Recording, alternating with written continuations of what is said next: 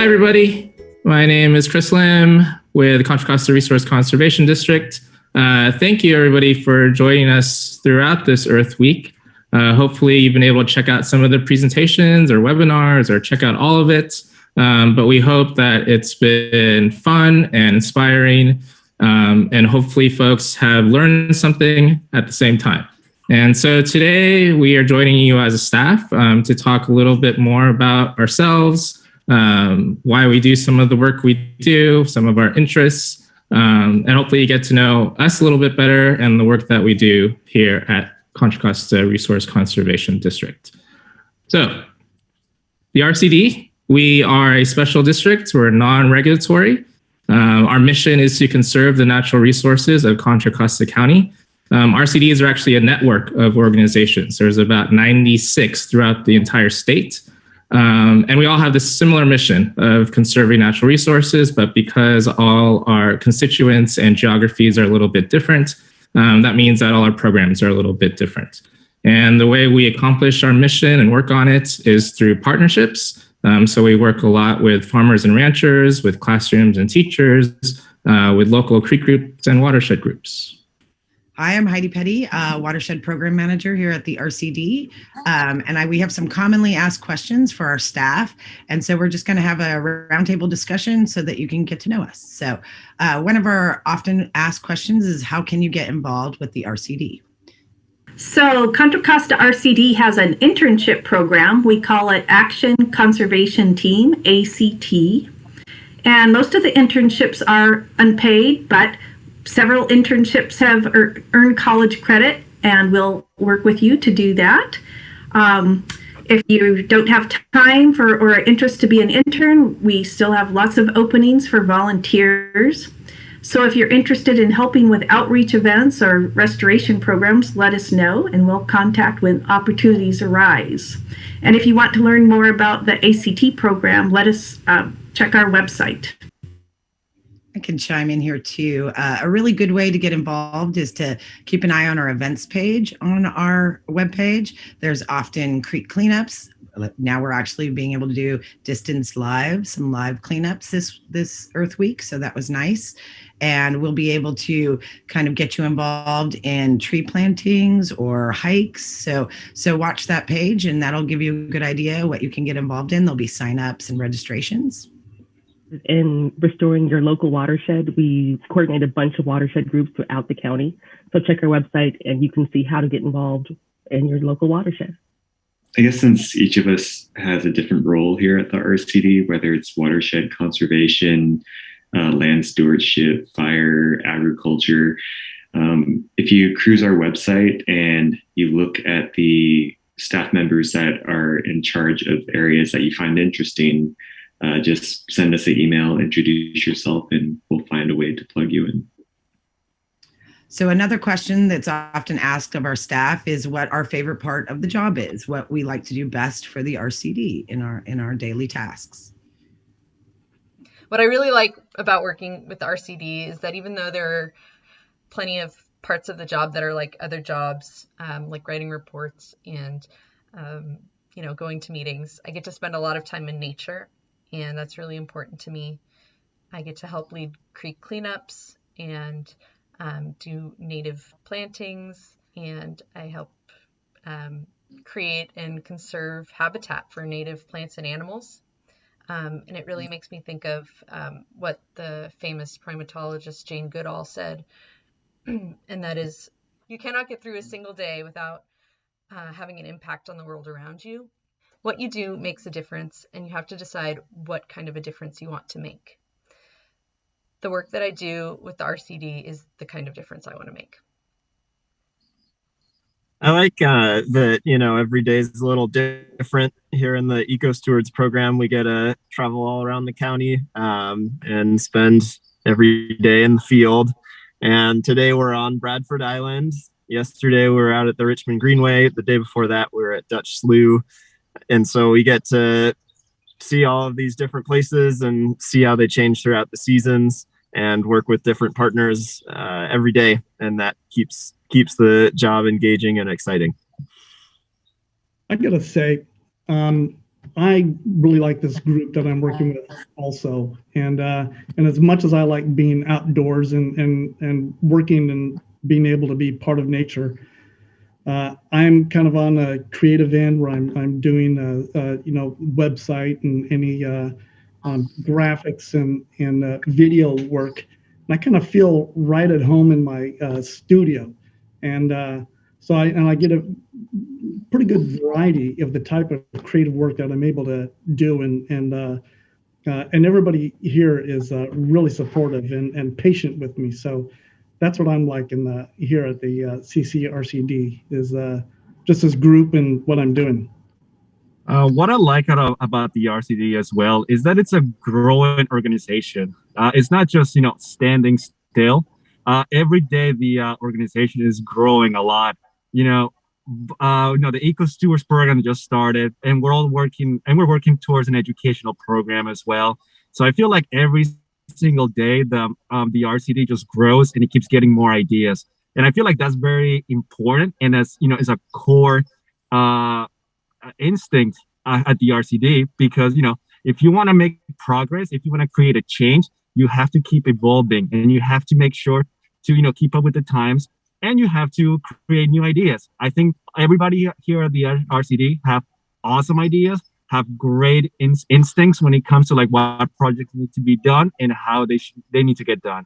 So I feel like the RCD, it's a great place to nurture new ideas, put them into action, and actually do the work. So that's why I'm very happy to be part of this organization. I like being able to work with farmers here in Contra Costa County and help them produce the healthiest, cleanest, best tasting fruits, vegetables, and nuts and beef cattle that we can produce, and do it in an environmentally sustainable manner. I'm pretty new at the RCDs, and during my time here, these first couple months, I've really loved just learning of all the different programs that the RCD has, and just how we can keep expanding our programs. And really, for me, getting to hear about the programs that already exist and are so well established and work so well with our communities, and just hearing all the educational pieces that all of my colleagues do every day and engage with our communities has been really exciting, and I really love that piece. For me, it's connecting people with their creeks and connecting people with each other. So it really is all about the connections. And also, because I grew up here, it's nice to preserve the areas that I grew up appreciating, and I can help the next generation appreciate the same areas in the same way, I hope. This is kind of going to be a remix of what I think most of you have already said. But I really appreciate the project-based work where you, like what Dan was saying, you start with the idea phase and you work through it, and eventually you get to see pieces of it in the field. And the community engagement pieces, I think, getting to interface with people from so many different professions and experiences, and try to weave these people together in ways that create a stronger movement towards conservation and just general collective well-being.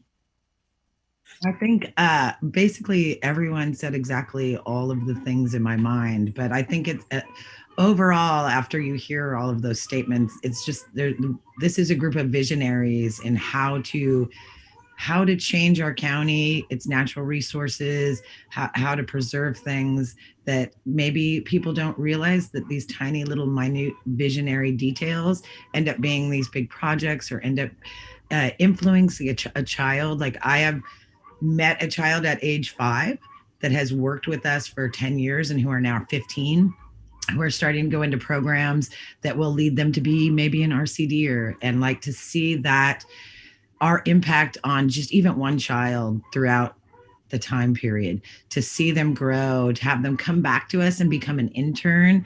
That's just amazing, to work with Lisa Anich and come into our different fields and go out with Ben and go out with us at the watershed areas. It's just amazing to see that we can have these influences without even knowing that we did. And I think that the RCD really influences a lot of different agencies, because I think agencies tend to be very structured. And I think we're structured, but in a different way. We're structured in a way that we have a lot of freedom to make new ideas and make new plans and see things in a different way. And I think other agencies see that, and it changes them as well. So I think, especially this idea of a special district or a governmental district, you can see that we're like the kindest governmental district. You know, it makes me feel proud of that. So, and I'm proud to work with all of the people that you're looking at. So. Yeah, I also really enjoy working with everyone here on the staff, and it's really beyond the staff. I enjoy working with our interns, and we also have a great board of directors. And president of our board of directors has been volunteering since I first joined the RCD 20 years ago, and a really, really important, influential person. So it's a great team. Yeah, there's so many things I find rewarding about working here at the RCD and with staff. You know, I don't necessarily manage a program anymore, but you know, I feel like the work that I do is amplified in the work that all the staff does. So I take all the programs that we do to heart. I feel like, you know, I have a small piece of that, and all of you make that happen. And I find that really rewarding for me, you know, even though I'm mostly stuck at the desk. But knowing that all of you are doing the good work, you know, makes me feel that I'm amplifying myself and just the work that I can do as one person. I also find this job really rewarding in the way that we can be creative. You know, we're able to make things happen basically out of nothing. I find it really inspiring that we can have an idea, we can put it on paper, we can submit it, and hopefully get funded to do it, and then we make it happen. You know, I find that really inspiring that folks can do that in their everyday life.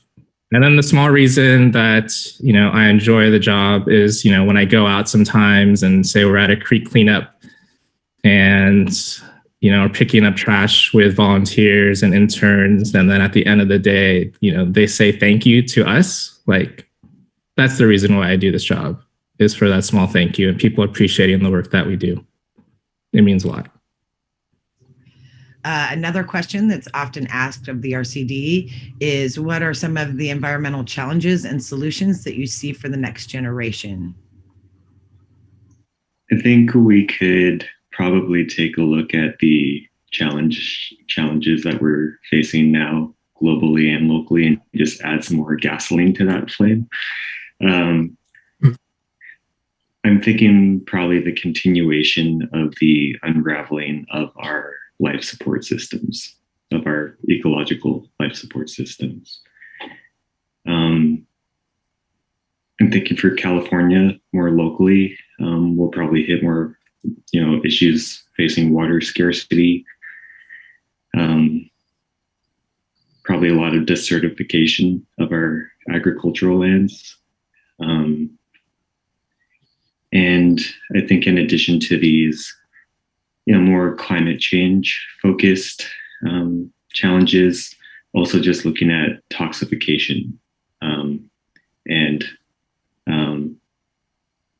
buildup of toxins in our food chain and our food systems, where, you know, what, like the ocean has like more, I might be making this up, but it has more plastic than plankton, or is at least like, you know, along that trajectory, right? So I think as much as, you know, that will continue to inflame social tensions, and I mean, the environmental and the social are so interconnected, it's hard to separate, you know, it's hard to separate them out. But, you know, I think kind of shifting gears to the solutions and, you know, things that are a little bit more hopeful is, you know, just as much as people are organizing now and trying to do better and do the healing work now, just as they were, you know, the generation before us, chances are the next generation is going to be doing the same thing, just in their own ways. I think one of the challenges is to restore all these lands that have been consumed by invasive species. Have buildings on it. It's trying to restore those areas back what it used to be. So the challenge is, how do we restore these areas back to functioning wetlands or habitats for specific animals and plants? Um, Obviously, decades passed, on these areas, and we lose, the natives that we have on in these lands, whether they're pastures, whether they're buildings, we lose that habitat. So the challenge is, and solutions include, records of what used to be here. That's why it's so important to keep record of what's being done in a specific area. Because if you want to restore an area back to what it used to be, you need to know how many, what kind of plants used to be there, the hydrology, how did rivers were around there.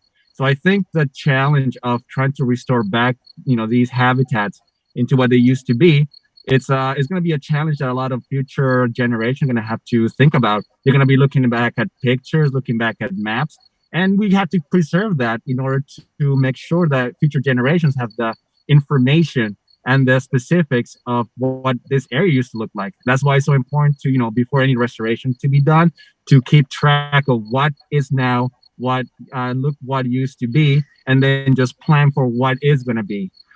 So I think it's very important to just make sure to take a look around you, absorb what's going on, and just have a sense of curiosity of what used to be here. Because in order to restore something into a functioning wetland or into something useful for biodiversity, you need to know what used to be there. And I feel like we should be there should be more resources and information should be available to the public. I'll go off of that too. And I think what Dan was talking about is, working in landscapes that are so fundamentally different than they historically were. And they are going to change as well because of climate change.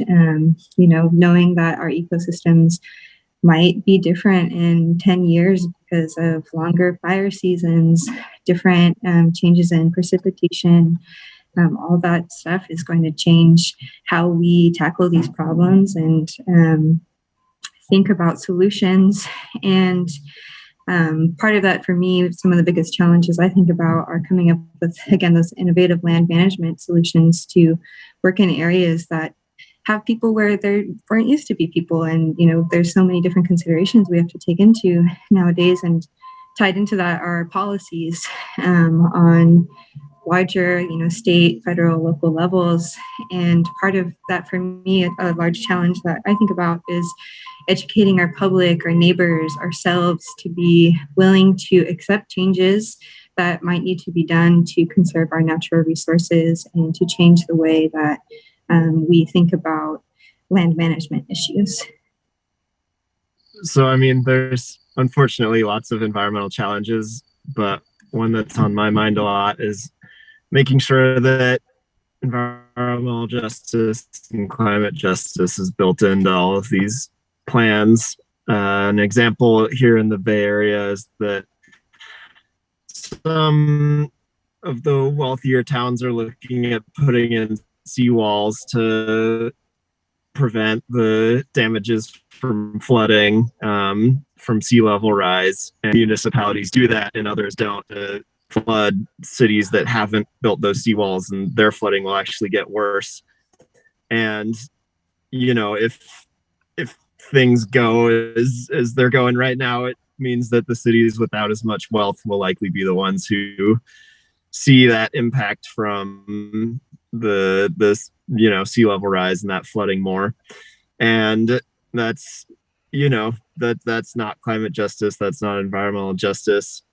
I think a solution to that problem would be, big collaboration between however many dozens of cities there are that line the bay. And that would be challenging, but necessary to make sure that everyone is protected from these, big impacts that we're going to see in the next century from climate change. I agree with that. And I think, one of the things that I think about is, again, those innovative land management solutions to work in areas that have people where there weren't used to be people. And, there's so many different considerations we have to take into nowadays, and tied into that are policies on larger, state, federal, local levels. And part of that for me, a large challenge that I think about is educating our public, our neighbors, ourselves to be willing to accept changes that might need to be done to conserve our natural resources and to change the way that we think about land management issues. So I think the challenge is, And as our final question, I would like to share a couple of our favorite green and open spaces in Contra Costa County with you. So for me, I'm a big fan of the East Bay Regional Park District. And I grew up hiking around Black Diamond Mine. So I'm going to give you a specific trail in Black Diamond Mines that I think is a great one to start with. It's the Chaparral Loop. It's at the main entrance, and there's so many ways to branch off and go explore the park from there.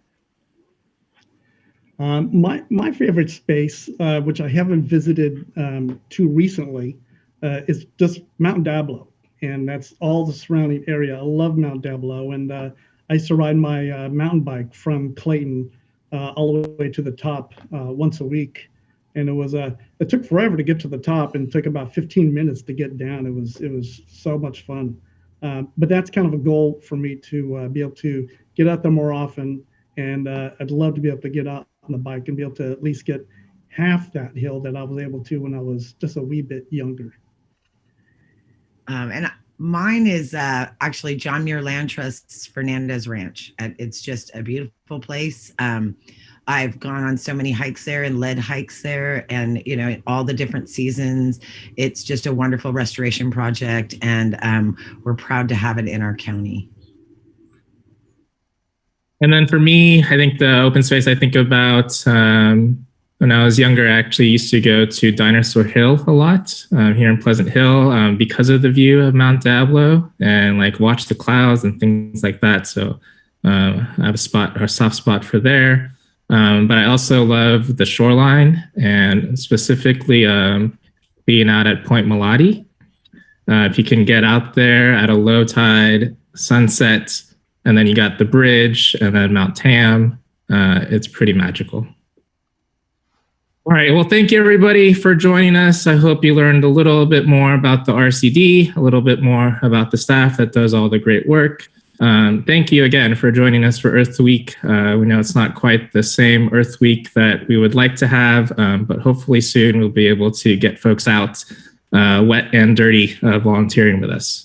So we hope to see you soon, and check us out if you have any questions. Please send us an email, connect with us on our new website, and let us know how you think about it. Thanks.